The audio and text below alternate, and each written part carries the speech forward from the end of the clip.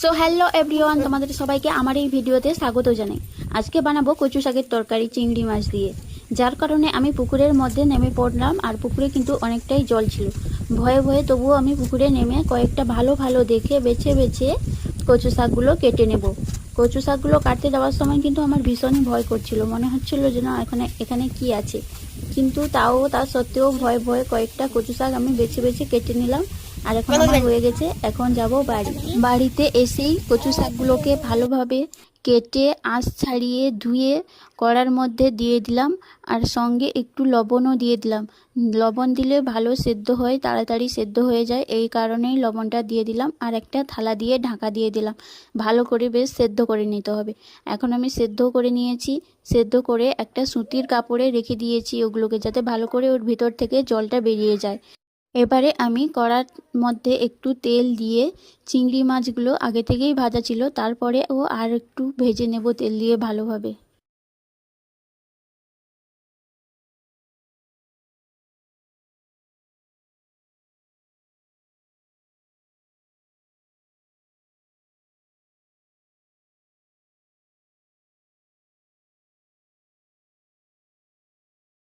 এখন আমার ভালোভাবেই বেশ চিংড়ি মাছগুলো ভাজা হয়ে গেছে, তুলে নিলাম। তুলে নেওয়ার পর দিয়ে দিলাম পেঁয়াজ কুচি, আর পেঁয়াজ কুচিগুলো দেওয়ার পর পেঁয়াজগুলোকে বেশ ভালো করে লাল লাল করে ভেজে নেব।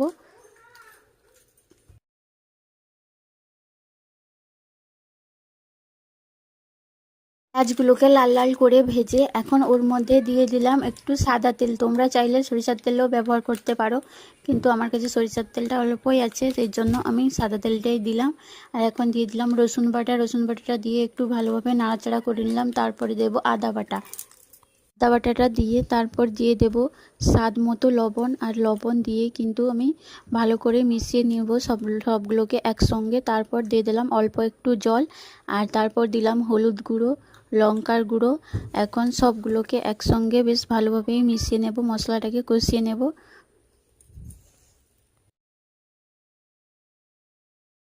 মশলাটা আমার ভালোভাবেই কষানো হয়ে গেছে, এখন দিয়ে দেব ওর মধ্যে সেদ্ধ করে রাখা কচু শাকটা।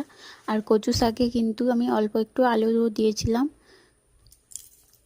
কষানো মশলাটার সঙ্গে কচু শাকগুলোকে বেশ ভালোভাবেই মিশিয়ে দেব, নাড়াচাড়া করে এপাশ সেপাশ।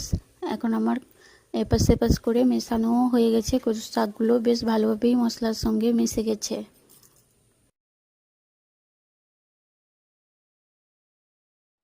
এখন দিয়ে দিলাম একটু সরিষার তেল।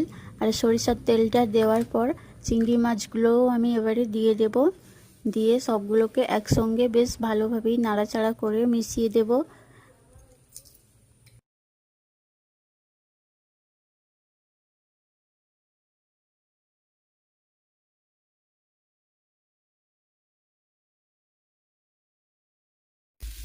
মশলাগুলোকে চিংড়ি মাছের সঙ্গে আর কচু শাকের সঙ্গে কিন্তু বেশ ভালোভাবে মেশানো হয়ে গেছে আমার। এখন দিয়ে দিলাম এর মধ্যে একটু জল, অল্প পরিমাণে জলটা দিয়েছি, আমি বেশি জল দিইনি, কারণ কচু শাকটা ভালো করেই আগে থেকে সেদ্ধ করা ছিল, তার কারণেই আমি অল্প করেই জল দিয়েছি। আর এখন দিয়ে দেব কিছুক্ষণ নাড়াচাড়া করে, তারপর দিলাম গরম মশলা।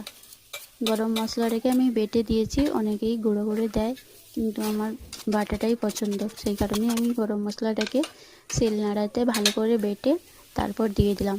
তারপর অল্প একটু সরিষার তেল দিয়ে দিলাম। আর এখন বেশ ভালো করেই নাড়াচাড়া করিয়ে নেব।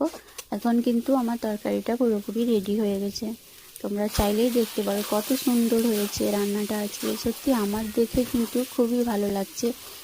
এই যে তোমাদেরকে একটু দেখাই, দেখো কত সুন্দর লাগছে, তরকারি কালারটাও কিন্তু দারুণ এসছে। কিন্তু আমার রান্নাটা পুরোপুরিভাবে কমপ্লিট হয়ে গেছে, খেতেও কিন্তু বেশ ভালোই লাগছিল। তোমাদের আমার এই রান্নাটা কেমন লাগলো অবশ্যই কিন্তু কমেন্ট করে জানাবে।